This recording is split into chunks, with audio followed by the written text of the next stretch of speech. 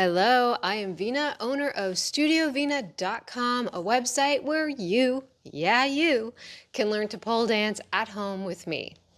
So this is a special video and it's full of tips for my pole dancing mamas who are pregnant or planning on becoming pregnant.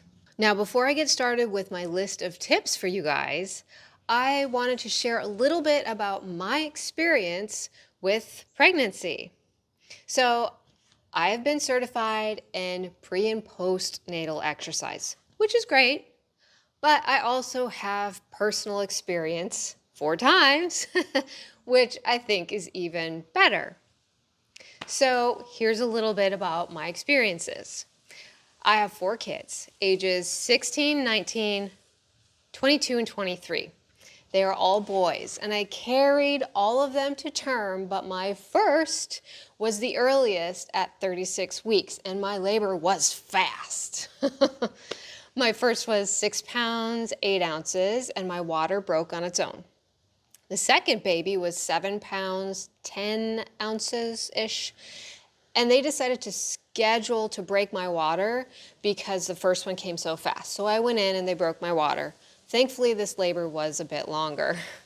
My third baby was 8 pounds. Well, he was a half an ounce under 9 pounds.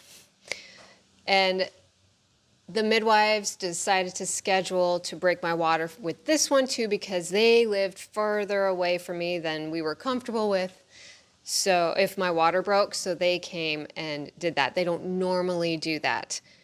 He was my longest delivery, and I'm definitely glad I was home to do it. And then my last baby was 8 pounds, 6 ounces. Thank God, because I was terrified. They were getting almost a pound heavier every time. I thought he'd be over 9 pounds, but thankfully he wasn't. And with him, my water did break, but thankfully the midwives made it there in time. So with all of my pregnancies, they were fairly similar. First trimester, tons of nausea. I couldn't eat a whole lot. And then I felt pretty normal once I hit that second trimester. But in the first trimester, I rested most of the time because I was so nauseous. I didn't throw up a lot, but so nauseous that I just couldn't bear the thought of eating food. But then once I was able to eat, I started to work out again. And this was with all of the pregnancies.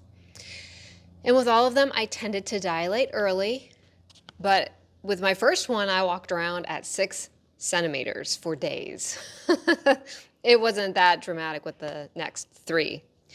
So my birthing experiences were different with each of them. My first 2, I gave birth in a hospital. And I will tell you that giving birth in the hospital, and they're all different, but giving birth in the hospital I could choose from was way more painful because they made me stay in the bed to labor. And when it came time to push, the only option was to lay there with your feet in the stirrups and push. Now, the home births, I could choose whatever position I felt best in during labor and when I actually delivered. And it felt so nice to just be home. And honestly, I don't think I could have given birth to my almost 9-pound baby if I had been in the hospital and I would have had to lay back. Because I had to squat to get the job done. So that was, yeah. But my last home birth was a water birth, which was fantastic, both for labor and delivery. One of the biggest differences with the hospital and with the first baby, my doctor insisted that I get an episiotomy. Like everything went so fast that I don't know if she was like freaking out or what, but I was new to this whole thing, and so she's like, I'm going to do an episiotomy, okay? And I was like, oh, okay, it must be necessary. So she did. She cut, and it took 6 stitches to, fix it up. And My God, it was so painful. It was painful for months, and sex was painful for a long time. It was, I was like, wow, this is taking forever to heal. And then with my second delivery in the hospital, I insisted, I do not want an episiotomy. I said, I would rather tear. So she said, okay, this was the same doctor. I did tear a little, but, and it required, I think, like 2, maybe 3 stitches, but it healed so much faster. And I don't know, it was so much less painful. And then with the other two, both of them, I did tear a little bit, but I only needed like 1 or 2 stitches. And they also just healed so much faster than with that episiotomy. It was just, if you don't have to, don't do it. I absolutely preferred using midwives over a physician.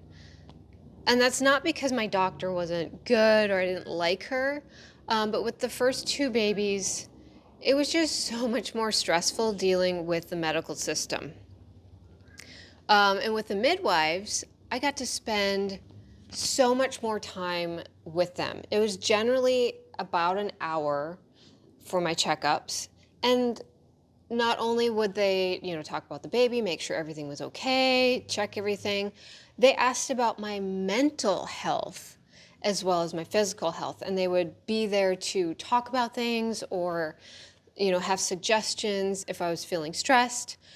They also allowed me to have more control over what tests I got or didn't get, which I liked because for me, I've always seen pregnancy as this gift that we get to experience as females. Our bodies are designed to do this. So we are not sick and we don't need treatment. We need assistance and guidance. So anyway, that's a bit about my pregnancies, labors, and deliveries. Now, everybody is completely different. I'm not saying that, oh, it's just so easy, or everyone should have a home birth, or everyone should give birth without drugs. That is not what I'm saying. I wanted you to have a baseline to know that this was my experience. So hopefully you guys will find this helpful and not be too freaked out about all of the information I just shared. But trust me, once you have a baby, you'll be like, shy. I'm not shy about anything, because you've had so many people down there staring at you that it's just like, who cares? Once you go through it 4 times, really, who cares?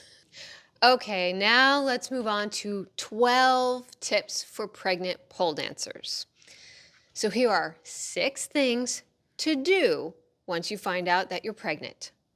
Number 1, talk with your midwife or doctor and show them video examples of what you plan on doing or would like to be doing. Number 2, listen to your body, always. Number 3, take a birthing class. These are worth it. Number 4, find some visualizations, meditations that are focused on pregnancy and delivery. Number 5, start focusing on pelvic floor exercises as soon as possible. Number 6, target these muscle groups to aid in developing a strong pelvic floor. These are glutes, adductors, low back, transverse abdominals. Movements like hip circles, pelvic tilts, these are all really great options and you can do them daily. 6 things to avoid. Number 1, lying on your back for too long after the first trimester because it can compress the inferior vena cava, which is actually a blood vessel that it's big, it runs through there, and laying like that can cause it to be compressed and it can cause you to become dizzy and limit the flow of blood to your baby. Now, this means laying there for an extended period of time, okay? Doing an exercise or 2, as long as it doesn't make you dizzy, that's okay.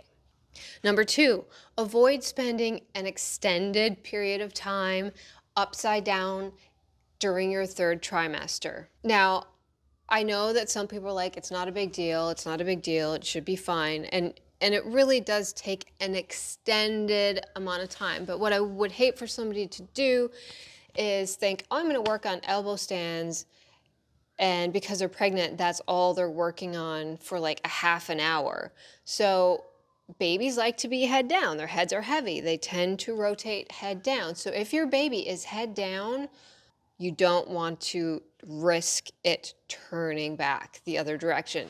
Now, is it very common? No. Is it something?